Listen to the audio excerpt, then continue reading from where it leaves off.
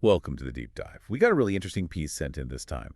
It's a review article from Educational Psychology Review, just out April 2024. Yeah, opting out as an untapped resource in instructional design. Exactly. And what really jumps out is how it takes opting out, choosing not to answer something, and suggests it might actually be a good thing for learning. Right, which is totally against how we usually think about it, isn't it? Giving up or not trying is usually seen as, well, negative. Avoidance. For sure. But this paper argues that deciding not to engage sometimes, it can be a really smart move. So that's our mission for this deep dive. Yeah. How can choosing not to do something actually help you learn better or manage your mental energy? It's a fascinating idea. And they draw a parallel to high-stakes professions, right? Where opting out is sometimes the responsible choice. Yeah, like a doctor pausing or a witness saying, I don't recall. That's valued there. But in school, not so much. Persistence is usually the gold standard in education. Push through no matter what. Okay, so let's get into this unexpected power then. The core idea seems to be that having the option to opt out can improve the quality of the answers you do give. How does that actually work? Well, they talk about output-bound accuracy. Output-bound accuracy. Okay. Yeah, it basically means the accuracy of just the answers you chose to provide, ignoring the ones you skipped. So if you only answer when you're pretty sure, your overall set of answers looks more reliable. Ah, I see. So by skipping the uncertain ones, you raise the average quality of what's left. Exactly. And the research shows if you increase the penalty for getting things wrong, people naturally become more selective. They opt out more. Which makes sense in real life too, right? Like giving directions better to say, I'm not sure about that bit, than send someone down a dead end. Totally. Or the courtroom witness example, again, fewer, higher quality statements are preferred. It's about evaluating your knowledge before you speak. So it's like a real-time check on your own certainty, a metacognitive thing. Precisely. And this ability to strategically opt out, it actually develops. Research shows it really starts to emerge during primary school. Oh, interesting. So kids learn to do this. Yeah, and it's linked to brain activity, specifically in the anterior prefrontal cortex. Okay, the brain's sort of CEO spot. Kinda, yeah. It's Huh. big on metacognition, thinking about your thinking, monitoring how you're doing. Hmm. A study they mention actually tracked this. They saw this part of the brain light up more. More activity when kids chose not to answer if they were uncertain.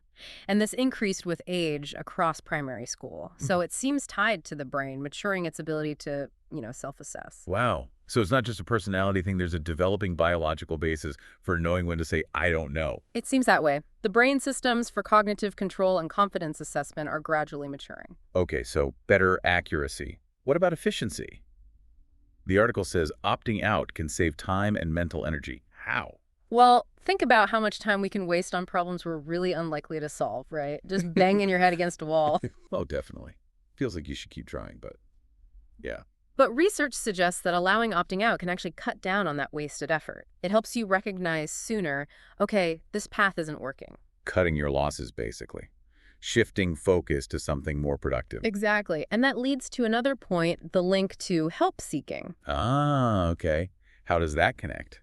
Well, deciding to stop trying to solve it yourself, opting out of the solo effort can be the necessary first step before you decide to ask someone or look something up, which is seen as a good learning strategy. Right. You have to admit you're stuck first before you seek help. And there's a subtle difference. One study found opting out was strongly linked to low confidence. Like, I really have no idea.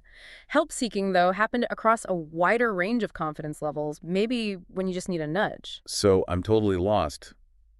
Might lead to opting out. Well, I kind of get it, but need a hint. Might lead to asking for help. That seems to be the pattern. And interestingly, having the internet available changes things, too. A study found that when people could opt out and easily look up answers, they opted out more, and their accuracy on the answers they did give went up. Huh. So knowing you can find the answer makes you more willing to admit you don't know it right now. It seems like it, yeah. It encourages focusing on what you do know securely, maybe because the cost of admitting ignorance feels lower if you can fix it quickly. Okay, fascinating. So let's talk theories. They mentioned the region of proximal learning. What's that about? It's related to Vygotsky's idea, but focuses on the learner's choice.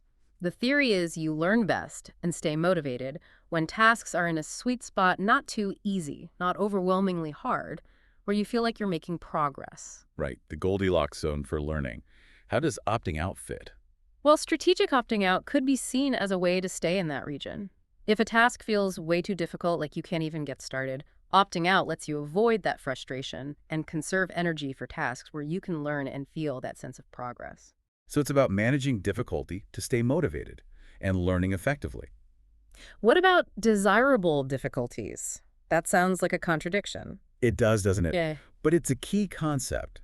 Desirable difficulties are those challenges that make learning feel harder in the moment, like testing yourself instead of just rereading.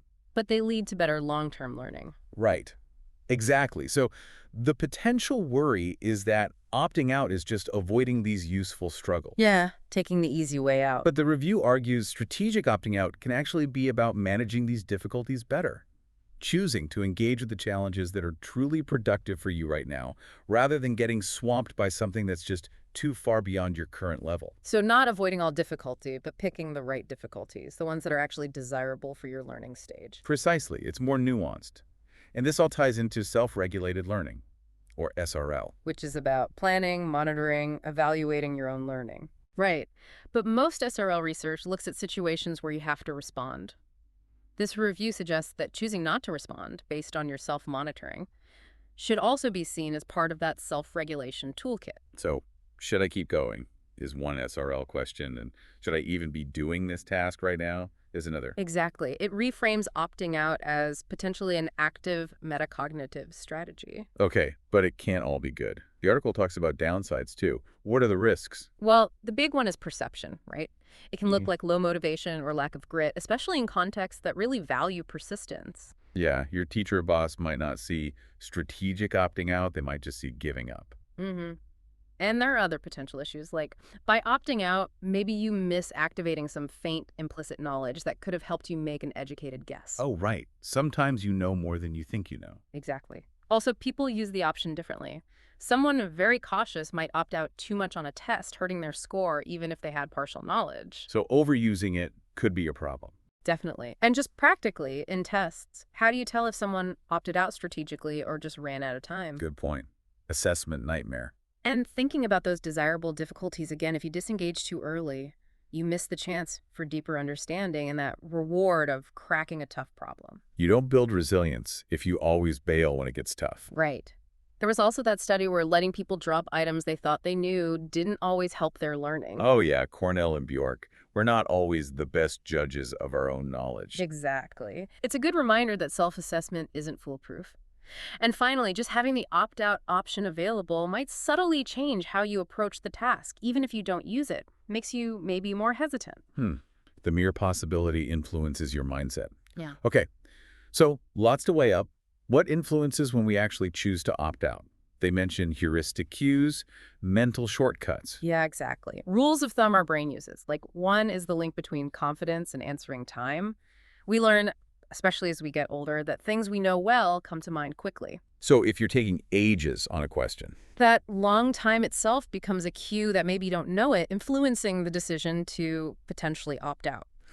what else? Familiarity is a big one. Things that feel familiar, we're less likely to opt out on, even if the actual knowledge is shaky. That I've seen this before feeling, Yeah. even if you can't recall the detail. Yep.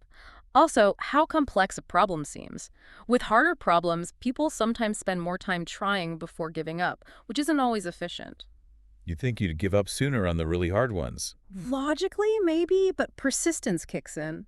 And then there are unanswerable questions, things you genuinely don't know. Interestingly, if you try and reinstate the learning context for those, Like thinking about where you learned it. yeah, paradoxically, it can sometimes decrease don't know answers, but increase wrong answers. Maybe the context triggers a false sense of knowing. Whoa, that's weirdly counterintuitive. It is. And even how the option is phrased matters. Like, I prefer not to answer, versus just skipping a question in a survey can change how often people use it, probably due to social perceptions. So it's not just pure knowledge assessment. These cues and context matter a lot.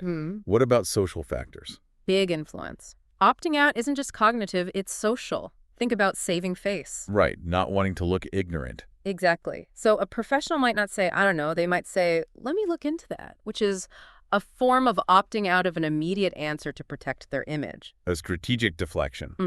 And there's that balance between being accurate versus being informative. You might give a vague answer instead of opting out entirely. And in learning, fear of failure can drive opting out, like avoiding tests or not asking questions. But in a supportive environment, that same feeling might lead to adaptive help seeking instead. So the environment really shapes whether opting out feels safe or risky. Okay, and finally, individual differences. Some people just opt out more. Yeah, seems like it's a relatively stable trait. Research suggests some people just have a higher tendency to withhold answers across different tasks. And is that good or bad? Interestingly, one study found that higher performing individuals actually tend to opt out more strategically. They use it to boost their output-bound accuracy.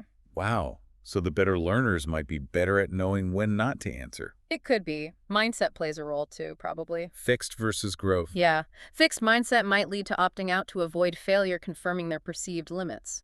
Growth mindset might lead to more persistence, but still potentially strategic opting out if a task feels like a poor use of effort. And motivation, self-efficacy. Definitely factors. Lower motivation, maybe more opting out to save energy. Lower self-efficacy, feeling you can't succeed, could also increase it. And your learning goals matter. Are you trying to master something, just look good, or avoid looking bad?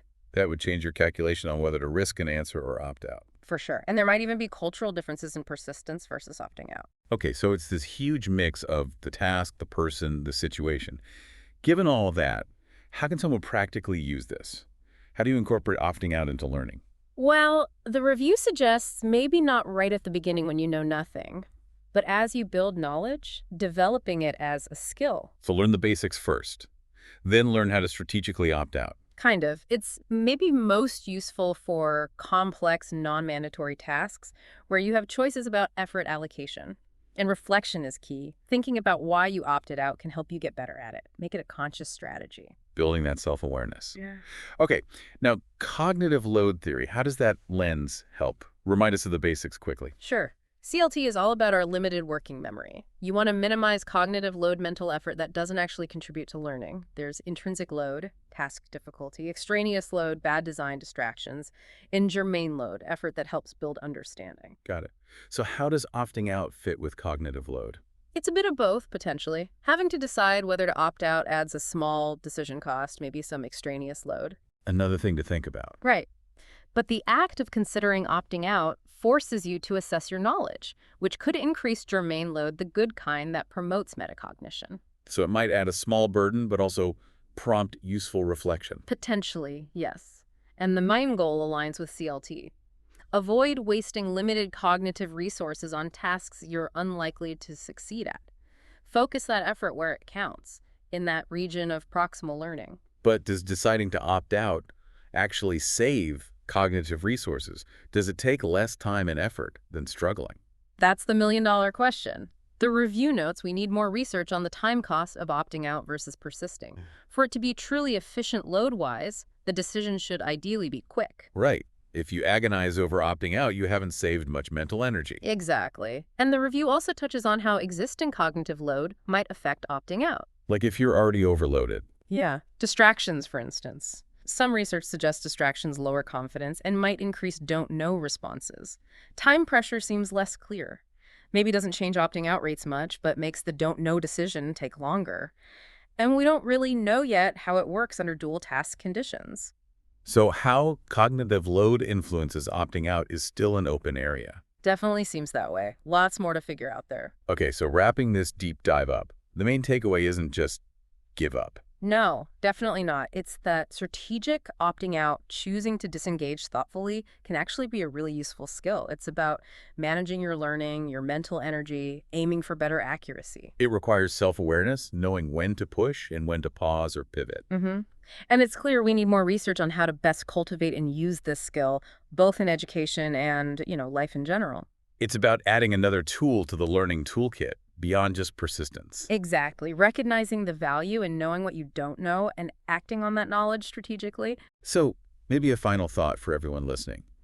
How could consciously choosing to opt out sometimes actually help you learn better or feel less frustrated? Are there specific situations in your work or learning where strategically stepping back might be more powerful than pushing through. Yes, something to really consider. And if any of this sparked your interest, definitely check out the original review article. It goes into much more detail on all the studies we've touched on. Great stuff. Thanks for joining us for this deep dive. See you next time.